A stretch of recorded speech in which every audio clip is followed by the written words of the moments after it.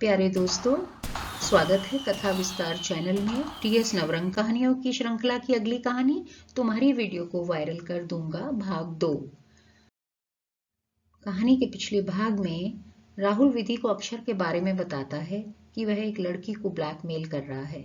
विधि बिल्कुल भी नहीं मानती है, पर बाद में जब वो एक दिन अचानक अक्षर के घर जाती है तो वहां अपनी आंखों से वही सब देख लेती है और जल्दी से वहां से निकल आती है। अब आगे। अक्षर के घर से निकलने के बाद विधि बहुत परेशान थी कि यह अचानक उसके साथ क्या हो गया है। वह सोच रही थी किसको बताए, उसको कैसा लग रहा है। दुखी मन और भारी कदमों के साथ वह घर पहुंची। उसका छोटा भाई विहान, जो अभी 10वीं कक्षा में पढ़ता है, कंप्यूटर पर कुछ काम कर रहा था। उसने विधि को नहीं देखा और वह भी बिना कोई बात किए सीधी गई अपने कमरे में और फूट फूट कर रोते हुए औंधी जा गिरी अपने बिस्तर पर। रोते रोते वह कब सो गई उसको पता ही नहीं चला। उधर ऊपर आकर अक्षर ने भी उस लड़की को जल्दी से भेज दिया। वह खुद भी अब बहुत डर गया था। उसे डर था कि कहीं उसकी पोल खुल जाती तो। यहाँ विधि की नींद तब टूटी जब मम्मी ने आकर डिनर के लिए जगाया, पर उसके सिर में बहुत तेज दर्द हो रहा था और बिल्कुल भी भूख नहीं लगी थी। विधि ने कहा, मम्मी अभी कुछ काम करना है, आप खाना खाकर सो जाओ, सुबह फिर आपको ऑफिस जाना है, मैं बाद में खा लूंगी। वैसे मम्मी को उसकी शक्ल देखकर पता चल गया था कि वह बहुत परेशान है, पर वह उसको वहीं छोड़ सोने चली गई। उन्होंने उसे पूरा स्पेस दिया जिससे कि वह अपनी समस्याओं का हल स्वयं करना सीखे। उसकी मम्मी एक बहुत बड़े इंस्टीट्यूट की डायरेक्टर हैं और पापा भी बहुत ऊंचे पद पर काम करते हैं। वह दोनों सुबह जल्दी ही अपने ऑफिस के लिए निकल जाते हैं। विधि के मम्मी पापा ने जहां एक तरफ अपने बच्चों विधि और विहान को सही शिक्षा देकर सशक्त बनाया था, वहीं जब जरूरत पड़ती थी तो वह उनके साथ भी खड़े रहते थे। विधि अगले दिन भी पूरा दिन कमरे में बंद रही। उसने ना कुछ खाया ना कुछ पिया, बस बीच बीच में अनायास उसकी रुलाई फूट पड़ती थी। सारा दिन ऐसे ही बिताया, बिना नहाए धोए बिना खाए पिए रही। मम्मी पापा ने खाने के लिए बुलाया, पर आज भी विधि नीचे नहीं आई। अब उसकी मम्मी को उसकी फिक्र होने लगी थी। अगले दिन मम्मी ने ऑफिस से छुट्टी ली थी। उन्होंने दोनों बच्चों को चाय नाश्ते के लिए नीचे बुलाया। उनके नीचे आने तक शोभा, उनकी हाउस हेल्प, ने टेबल पर चाय नाश्ता लगा दिया था और खुद लंच बनाने की तैयारी करने लगी थी। टेबल पर आकर विधि बैठ तो गई थी, पर कहीं शून्य में ही ताक रही थी। मम्मी ने उसकी तरफ देखा और कहा कि आज नाश्ते के बाद थोड़ी देर के लिए शीना मौसी के घर चलेंगे। विधि कुछ नहीं बोली और बस वहां से उठकर जोर जोर से रोती हुई भागकर फिर अपने कमरे में आ गई। उसकी मम्मी भी तुरंत उसके पीछे पीछे आ गई। उन्होंने आकर प्यार से उसके सिर पर हाथ फेरा तो विधि उनके गले लगकर और जोर से रोने लगी। फिर उनके बहुत प्यार करने और पूछने पर विधि ने उनको रोते हुए सब बताया। उसकी मम्मी को अक्षर और उसकी दोस्ती के बारे में पता था। उनको अक्षर पर बहुत गुस्सा आ रहा था, पर इस वक्त स्थिति ऐसी थी कि सब कुछ छोड़कर उनको विधि पर फोकस करना था। उन्होंने विधि को बहुत प्यार किया और बताया कि बेटा, कभी कभी जिंदगी में हम ऐसी जगह पर आ जाते हैं कि हमारे मन का गम हमें उठने नहीं देता है, परंतु हम क्या हार मानकर बैठ जाएंगे? उठो और जिंदगी में आगे बढ़ो बेटा। विधि मम्मी की बातों को सुन तो रही थी, पर अपने गम की दुनिया से बाहर नहीं आ पा रही थी। उसने कहा, मम्मी मैं अभी बिल्कुल अकेले रहना चाहती हूँ। तब वह उसको वहीं छोड़कर नीचे आ गई। शाम को उन्होंने इस बारे में उसके पापा से भी बात की। फिर उन दोनों ने मिलकर कुछ प्रोग्राम बनाया जो अगले दिन नाश्ते की टेबल पर सबको पता चला। टेबल पर आकर विधि और विहान दोनों बैठे तो मम्मी और पापा ने बताया कि वह एक हफ्ते की छुट्टी पर हैं और कहीं घूमने का प्रोग्राम बनाना चाहते हैं। वह सबको धर्मशाला लेकर जाना चाहते थे। धर्मशाला में उन्होंने अपना एक छोटा सा घर बनवाया हुआ था, जहां आकर वह ब्रेक लेते और अपना थकान मिटाते थे। इस बात पर विहान तो बहुत खुश हुआ, पर विधि ने कुछ भी नहीं कहा और बस सिर झुकाकर बैठी रही। पापा ने कहा, अरे भाई बैठे मत रहो, बस शुरू हो जाओ, खाओ और तैयार हो जाओ। फिर नाश्ते से निपटकर सबने अपनी अपनी पैकिंग की और दोपहर तक निकल पड़े धर्मशाला की ओर। पापा ड्राइव कर रहे थे। बीच में कभी थोड़ी देर के लिए रुक जाते, खाते पीते और फिर आगे बढ़ जाते। धर्मशाला पहुंचकर वहां की आबोहवा ने सब पे बहुत अच्छा असर किया था।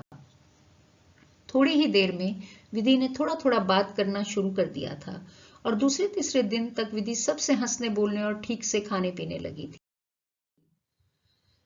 बीच बीच में जब भी वो थोड़ी सी उदास होती तो मम्मी पापा उसको घेर लेते और फिर कुछ नया गेम जैसे अंताक्षरी वगैरह शुरू करवा देते। एक सप्ताह बाद जब वह घर की तरफ वापस आ रहे थे तो विधि ने कहा कि वापस पहुंचते ही वह एरोबिक्स ज्वाइन करना चाहती है, जिसको उसके मम्मी पापा ने एकदम मान लिया था। वह चाहते ही थे कि विधि खुद को बिजी रखे। उनका प्रयोग सफल रहा था और वह अपनी बेटी को खुश देखकर बहुत खुश थे। विधि के पापा अक्षर के पापा को सालों से जानते थे और मॉर्निंग वॉक वगैरह के वक्त कभी कभी लंबी बात करते थे। उस वक्त जब बात विधि के पापा तक पहुंची थी तो धर्मशाला के प्रोग्राम के साथ साथ उन्होंने अक्षर के पापा से बात कर सुझाया था कि वह उसके साथ थोड़ा वक्त गुजारें और उसको समझें। तब शायद कुछ सुराग मिल पाएगा कि ऐसा क्यों हो रहा है। अक्षर बुनियादी स्तर पर एक बहुत होशियार विद्यार्थी था। पिछले साल तक अक्षर अपना ज्यादातर समय पढ़ाई में ही बिताता था और कभी कभी तो वह पहले स्थान पर आकर विधि को भी पीछे छोड़ देता था। अक्षर के पापा को बात समझ में आ गई। बात को थोड़ा भी टाला नहीं जा सकता था, तो उन्होंने अगले ही दिन अक्षर से प्यार से उस लड़की के बारे में पूछा। बेटा, तुम कभी किसी लड़की के साथ फार्म हाउस पर गए थे? हाँ पापा, मैंने मेरे सामने वाले स्कूल की एक लड़की रितु को, अक्षर ने डरते हुए जवाब दिया। वह जिस दिन आपने रमन को सफाई करने भेजा था तो मैंने ही रमन को मुझे और रितु के साथ ले जाने के लिए कहा था। वह हमारा फार्म हाउस देखना चाहती थी। पापा ने पूछा, तो फिर तुमने उसके फोटो और वीडियो कैसे बनाए? पापा, मैंने कोई वीडियो नहीं बनाए, मेरे पास कोई वीडियो नहीं है। मैंने उसको सिर्फ डराया कि जब वह स्विमिंग पूल में भीगकर कपड़े बदलने गई तो मैंने उसके वीडियो बना लिए हैं। आई एम सॉरी पापा, मुझे पता है ये बात गलत है, पर मैं कुछ फिल्में देखकर कुछ वैसा ही करना चाहता था और मुझे लगा कि रितु को वीडियो वायरल करने का डर दिखाकर मैं वैसा कर पाऊंगा। पापा ने पूछा, गलत तो तुमने किया है, अब तुम ही बताओ तुम्हें क्या सजा दी जाए? पापा, मैं बहक गया था, प्लीज मुझे माफ कर दीजिए, आगे से कभी ऐसा गलती नहीं होगी। बेटा, अगर कोई तुम्हारी बहन के साथ ऐसा करेगा तो तुम उसको माफ करोगे? अगर मुझे पता नहीं चलता तो बात कितनी बढ़ सकती थी। तुम्हें किसी को ब्लैकमेल करने के जुर्म में जेल में बंद किया जा सकता था। तुम्हारी आने वाली जिंदगी बर्बाद हो जाती। बेटा, सिर्फ इस बार मैं पुलिस को इन्फॉर्म नहीं करूंगा, परंतु तुम्हें सजा तो जरूर मिलेगी। पहला तो तुम्हारा जयपुर का ट्रिप कैंसिल और दूसरा तुम्हें रितु से माफी मांगनी होगी और आगे से हर लड़की की इज्जत करने का वचन देना होगा। अगर मुझे भनक भी पड़ी कि तुमने फिर कुछ ऐसा करने की कोशिश भी की है तो मैं खुद ही तुम्हें पुलिस के हवाले करूंगा। और हाँ, अब तुम मेरे काम में हाथ बटाओगे, खाली बैठकर फिल्में नहीं देखोगे। जी पापा, कहकर अक्षर ने सिर झुका लिया। उसकी मम्मी, जो उसके बीमार नाना जी को देखने गई हुई थी, अक्षर के पापा ने उसकी मम्मी को फोन करके वापस बुला लिया। फिर उसी दिन शाम को जब उसकी मम्मी नाना जी के घर से वापस आ गई तो अपने मम्मी पापा के सामने रितु के घर जाकर उससे माफी मांगी और कहा कि अब उसको इस तरफ से कभी कोई परेशानी नहीं होगी। रितु ने उससे कोई बात नहीं की और उसके पापा से कहा, अंकल प्लीज मेरे वीडियोस डिलीट करवा दीजिए। तब उन्होंने उसको सारी बात बताई। रितु ने उसके मम्मी पापा को उसको सजा देने के लिए धन्यवाद दिया, पर अक्षर की तरफ से उनके सामने ही उसने मुंह फेर लिया।